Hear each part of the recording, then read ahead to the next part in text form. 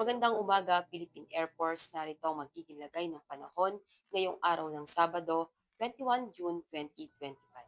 Sa kasalukuyan, dalawang weather system po ang nakakaapekto sa ating bansa. Una dito yung Intertropical Convergence Zone o yung ITCZ na nakakaapekto sa Palawan, Western Visayas at Mindanao.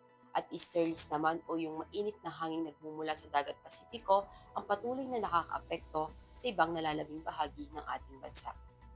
At para naman sa magiging lagay ng panahon ngayong araw, dahil nga sa Intertropical Convergence Zone, asahan natin sa Palawan ay makakaranas ng maulap na kalangitan na may mga kalat-kalat na pag-ulan, pagkulog at pagkidlat.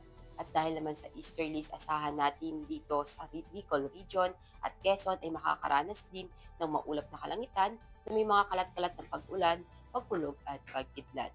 At sa Metro Manila at ibang nalalabing bahagi naman ng Luzon, asahan naman natin ang bahagyang maulap hanggang maulap na kalangitan na may mga pulupulong pag-ulan, pagkulog at pagkidlat.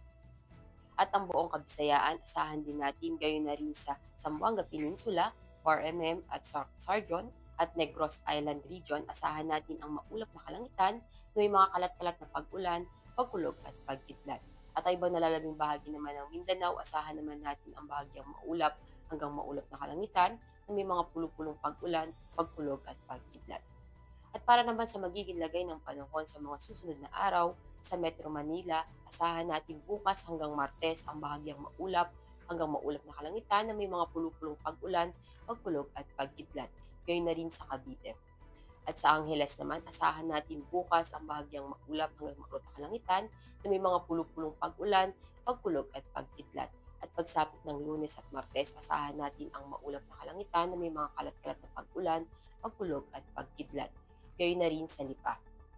At sa Puerto Princesa, asahan natin bukas hanggang Martes ang maulap na kalangitan, may mga kalat-kalat na pag-ulan, pagkulog at pagkidlat. Gayon na rin sa Kalayaan Island. At sa Philippine Rice, asahan naman natin bukas hanggang Martes ang bahagyang maulap hanggang maulap na kalangitan na may mga pulupulong pag-ulan, pagkulog at pagkidlat. Gayon na rin sa Lapu-Lapu, Davao at Zamboanga. Ang araw ay sumikat ng 0528 at lulubog mamayang 1828. Para sa ating moon illumination, meron tayong 21% decreasing. At para manatiling updated sa lagay at taya ng panahon, ipollow lamang ang Air Force Weather Center sa aming mga social media account. At yan lamang po ang latest update natin sa weather sa ngalan ng aming commanding officer na si Colonel Alvin John Q. Gador, POP GSC. Ako si Sergeant Ashley F. de Maculangan, Philippine Air Force, Weather Forecaster ng Air Force Weather Center. Muli, magandang umaga, Philippine Air Force.